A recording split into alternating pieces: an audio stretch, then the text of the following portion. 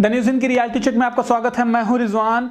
और जैसा कि आपको पता है, इस टाइम पे बहुत ज़्यादा विवादों में घिरे हुए हैं कई सारे न्यूज़ चैनल। उसी में एक रिपब्लिक टीवी भी आता है जिसके एडिटर हैं अर्नब गोस्वामी। और उनके ऊपर 23 अप्रैल को रात के 12:15 बजे जब वो निकले स्टूडियो से अपने घर जाने के लिए, तो रास्ते में उनके ऊपर 2 लोगों के द्वारा हमला होता है। और वो भी बाइक से आए हुए लोग, जिनको ये बोला जाता है कि वो कांग्रेस के भेजे हुए लोग थे। और ये हमला क्यों होता है, जैसे कि आपने अभी इस टाइम पे देखा होगा कि टीवी न्यूज़ में फिलहाल जो पालघर की घटना है, अभी 2 ही दिन पहले एक न्यूज़ आई थी पालघर में हुए कांड की वजह से, मॉब लिंचिंग में। और वो भी फेक न्यूज़ की वजह से हुआ था। मॉब लिंचिंग हुई थी जिसमें कुछ क्राउड ने 2 साधुओं और एक ड्राइवर की हत्या कर दी थी, जिसकी इंक्वायरी पूरी तरीके से हो रही है। उसमें 101 लोगों को गिरफ्तार भी कर लिया गया है। उसी घटना की जानकारी देते हुए एक न्यूज़ क्रिएट की गई थी, एक न्यूज़ बनाई गई थी, जिसमें अर्नब गोस्वामी ने कांग्रेस की सोनिया गांधी को टारगेट करते हुए उन पे कुछ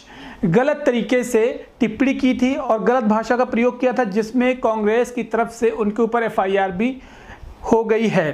तो क्या होता पूरे देश के अंदर, एंटोनिया बल्ला बचा देते, क्या क्या नहीं चला दिया। इटली वाली सोनिया गांधी चुप रहती, इटली वाली सोनिया गांधी चुप नहीं रहती। आज वो चुप है, मन ही मन में मुझे लगता है वो खुश है। बिल्कुल वो खुश है कि संतों को रहती है जो हाल चल, जहां पे उनकी सरकार है। रिपोर्ट भेजेगी वो इटली में रिपोर्ट भेजेगी। मैं बोल रहा हूं, वो इटली में रिपोर्ट भेजेगी। देखिए, जहां पे मैंने एक सरकार बना ली, वहां पे हिंदू संतों को मैं मरवा रही हूं और वहां से वाहवाही मिलेगी उसको, विक्रमादित्य की। वाह बेटा वाह, बहुत अच्छा किया सोनिया गांधी, एंटोनिया माइनो। अब मैं इसके पहले आपको दिखाना चाहता हूं संबित पात्रा का वो ट्वीट, जिसमें उन्होंने घटना की इंफॉर्मेशन दी है। ये जो इंसिडेंट हुआ है, अर्नब गोस्वामी के ऊपर जो हमला हुआ, उनकी वाइफ के ऊपर जो हमला हुआ है, कार के ऊपर जो है किसी ने इंक फेंक दी है। तो इस घटना की जानकारी संबित पात्रा ने जो दी है, आप देखिए, ये कह रहे हैं कि कांग्रेस पार्टी की तैयारी पहले से थी इस घटना के लिए, उन्होंने पहले से तैयारी कर ली थी। तो अब मैं आपको संबित पात्रा का वो ट्वीट दिखाना चाहता हूं, जिसमें संबित पात्रा ने अर्नब गोस्वामी के ऊपर हुए हमले के बारे में जानकारी दी ट्वीट करके। और वो ट्वीट कितने टाइम का है? वो ट्वीट है 1:05 का। और 1:05 का ट्वीट आप देखिए कि अगर ट्वीट किया होगा तो उस पर लिखने में भी टाइम लगा होगा, 1-2 मिनट लिखने में टाइम लगा होगा, सोचने में टाइम लगा होगा, स्पेलिंग चेक की होगी, तो कम से कम 2 मिनट का ट्वीट है। मतलब कहने का कि 1:03 पे संबित पात्रा को, या 1:02 पे संबित पात्रा को जानकारी मिल जाती है इस घटना की। और रिपब्लिक टीवी में यह घटना कब पोस्ट होती है? 1:06 पे। आप सोचिए कि संबित पात्रा को घटना की जानकारी पहले मिल जाती है और रिपब्लिक टीवी, जिनके ऊपर ये घटना हुई, जिनके ऊपर हमला हुआ, उनके एडिटर के ऊपर, वो जानकारी देते हैं संबित पात्रा के बाद। इसका मतलब घटना की जानकारी संबित पात्रा को पहले से हो जाती है।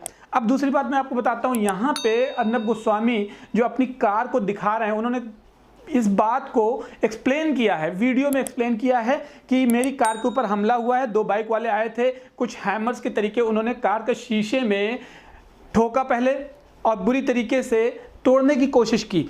They started hitting my car with something and trying to break the window pane of my car. They were repeatedly hitting at the window pane of my car, repeatedly. Their attempt was to break the window pane of my car. So for a few seconds, I couldn't quite get what was happening. I took a little while to react.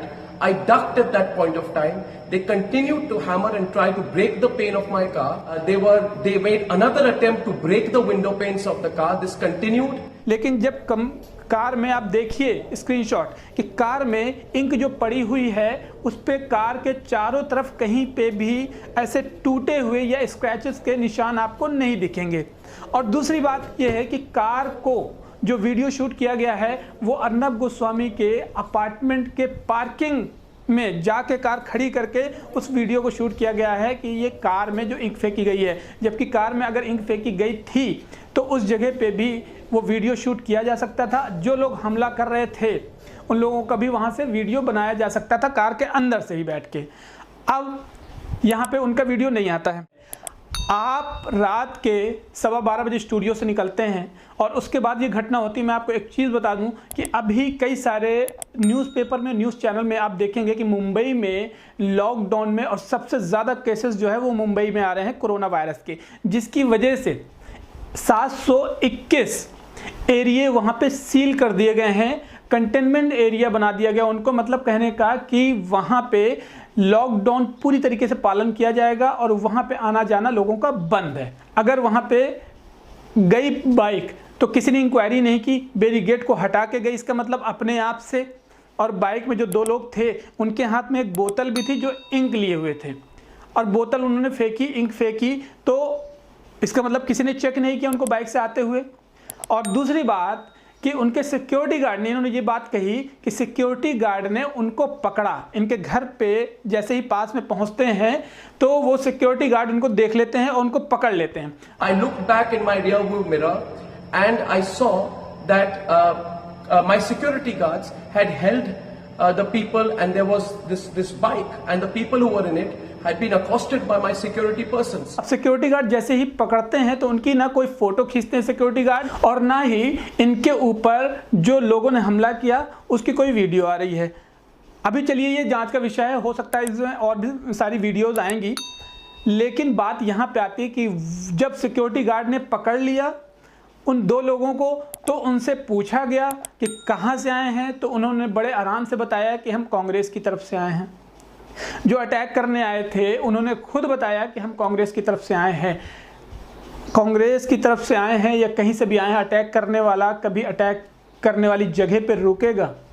और या security guard अगर वो पकड़ते हैं तो क्या उनसे नहीं वो झगड़ेंगे? उनके पास बाइक है, क्या बाइक से भागने की कोशिश नहीं करेंगे? अगर वहाँ पे रुकी हुई थी तो बाइक का नंबर क्या था? थाने में जाने के पहले इनको पुलिस को बुलाना चाहिए था 100 नंबर पे कॉल करके, और जिस जगह पे घटना हुई थी ये उस जगह फ़ोन करके पुलिस वालों को बुला सकते थे। इन्होंने एक पिक्चर जो है वायरल की है, एक पिक्चर जो है ट्वीट किया है जिसमें ये पुलिस थाने के सामने खड़े हैं FIR के लिए। तो मतलब पुलिस घटना जहाँ पे हो रही है वहाँ पे ना पहुँच के इनका स्टेशन में वेट कर रही थी कि आप आइए। और ये इतने बड़े चीफ एडिटर हैं, इतने बड़े एंकर हैं, हिंदुस्तान के टॉप 10 एंकर्स में इनका नाम आता है, और उसके बाद ये घटना की जो स्टोरी क्रिएट की जाती है उस पर एक चीज़ और देखिए आप, इतनी अच्छी इंग्लिश इनको हिंदी कम आती है। इंग्लिश इतनी अच्छी होने के बाद में जब ये एक्सप्लेन कर रहे हैं तो स्टोरी को जो बताई जा रही है स्टोरी इतने ज़्यादा डाउटफुल हैं। कभी 15 मिनट बोल रहे हैं, कभी 5 मिनट बोल रहे हैं, सिक्योरिटी गार्ड 5 मिनट में आ गए। And my security persons took another 15, sort of, I would say, 5 minutes to reach my building. Parking lot में जाके उसकी शूटिंग करी गई, जो वीडियो बना है बाकायदा आराम से खड़े होकर बनाया गया है। तो ये सारी चीज़ें, इतना टाइम कैसे मिल गया कि वीडियो आप रिलैक्स होकर बना रहे हैं? जिन्होंने हमला कराया तो क्या उनसे आपको डर नहीं था? आपको वहाँ पे शूट करना चाहिए था, कार के अंदर बैठ के शूट करना चाहिए था वीडियो। आपने कार के अंदर बैठ के कोई वीडियो शूट नहीं किया है। वहाँ से चलो भागने की कोशिश की अगर, तो आपके बगल में वाइफ भी बैठी थी, आपकी वाइफ को वीडियो बनाना चाहिए था। आप एक रिपोर्टर हैं, आपके लिए एक एक मोमेंट की खबर रखने के लिए आपके पास कैमरा होता है, आपके पास ऑडियो रिकॉर्डिंग के लिए, स्टिंग ऑपरेशन के लिए कैमरे होते हैं, और आपने इस मूवमेंट को कैप्चर नहीं किया जब आपके ऊपर हमला हो रहा था। और अभी एक चीज़ और बता देता हूँ आपको, एडिटर्स गिल्ड को अर्नब गोस्वामी ने रेजिग्नेशन दे दिया है। रेजिग्नेशन देने का मतलब ये है कि ये ब्लेम रखा गया है कि एडिटर्स गिल्ड जो है वो फेक न्यूज़ पे कोई एक्शन नहीं ले रही है और न्यूज़ चैनल्स जो है फेक न्यूज़ चलाए जा रहे हैं। और एडिटर्स गिल्ड क्या है? एडिटर्स गिल्ड जो है एक पावर होती है हाथ में, जो कि पूरी मीडिया एक ऑर्गेनाइजेशन है और एडिटर गिल्ड जो है उसको हैंडल करता है। तो पहले क्या होता था, 1978 पे जो भी कुछ इस तरह की न्यूज़ आती थी वो गवर्नमेंट के हाथ में रहती थी। अगर आप दिखाना चाहें तो ठीक है, वरना वो होल्ड हो जाती थी न्यूज़। तो उस टाइम पे इस तरह के ऑब्जेक्शंस उठाए गए कि हम जो दिखाना चाहें हमें पूरी तरीके से फ्रीडम होनी चाहिए, तब जाके एडिटर्स गिल्ड बना। तो अर्नब गोस्वामी ने एडिटर्स गिल्ड को रेजिग्नेशन दे दिया है। हो सकता है अपना खुद का एक ऑर्गेनाइजेशन बनाएंगे। जो जानकारी अभी फ़िलहाल हमारे पास में थी अभी हमने आपको दे दी है। अभी इसमें और इंक्वायरी हो रही है और जांच हो रही है। जो जांच हमारे सामने आएगी या जो भी जानकारी आएगी हम द न्यूज़ हिंद के माध्यम से आपको पहुंचाते रहेंगे। फिलहाल चैनल को सब्सक्राइब करना ना भूलें और वीडियो को शेयर कर दें और लाइक करना ना भूलें वीडियो को। चलिए मैं आपको मिलता हूँ अगले वीडियो में। फिलहाल टेक केयर, जय हिंद।